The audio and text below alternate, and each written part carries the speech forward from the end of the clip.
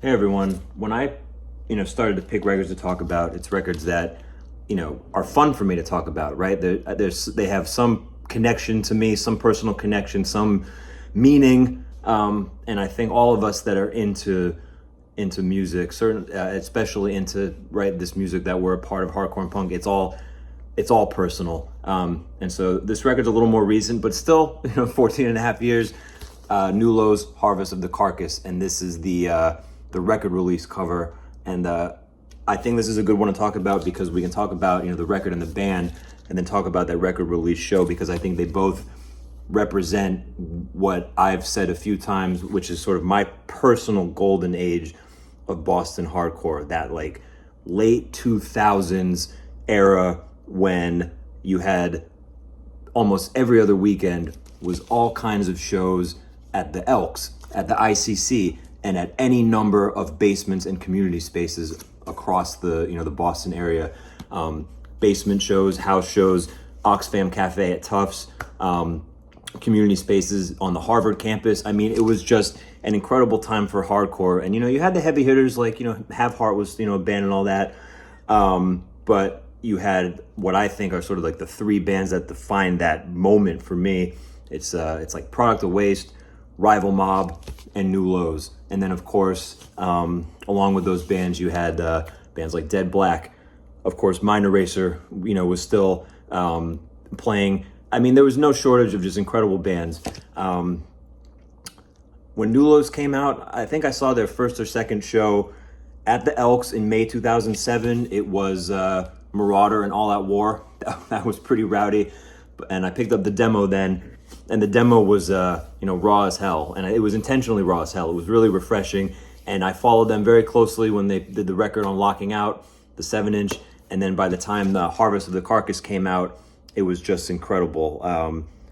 I sort of liken New Lows to the Minus era of Marauder, in the sense that you have like hard as nails, heavy hardcore, but with vocals that I think are kind of more on the punk side, right? It's very easy for bands to do like heavy hardcore and let's sound like Jamie Jasta, right? And over time, that every band sounded like that. So New Lows was really refreshing, and I still listen to this all the time. I mean, you have the DNA in this band going back to Think I Care. Sean writing great riffs. At the time, Doug Cho, later of Rival Mob, formerly of The Prowl, he was on guitar. Just a great group of guys putting together just like awesome music. And I love this record.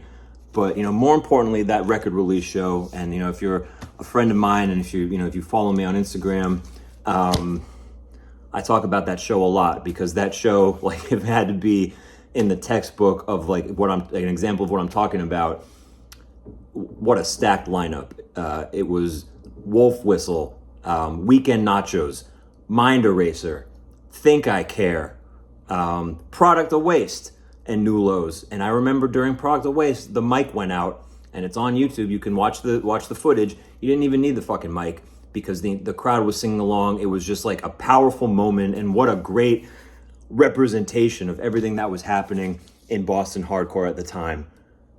At the door, Jimmy Flynn, may he rest in peace, was passing out baseball cards. And, unfortunately, I think I lost mine to time, but I think, Mark, I think you have that baseball card.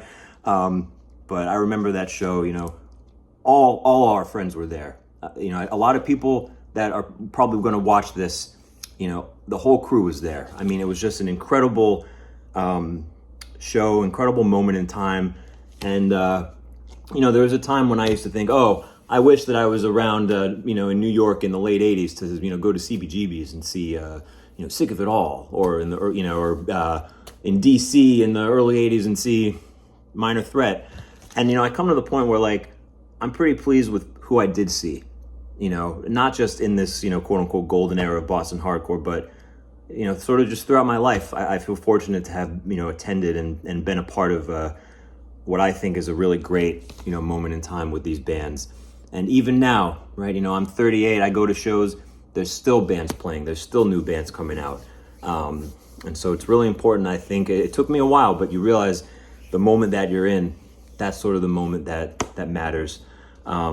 But this is a great record. It sounds great. It was recorded at the Pain Cave, and I feel fortunate to have been recorded, with Street Sweeper for the demo in the Pain Cave with Doug and Justin. And these are all sort of little pieces of my personal history where you realize that the scene that we're a part of, even as an individual, it's all connected.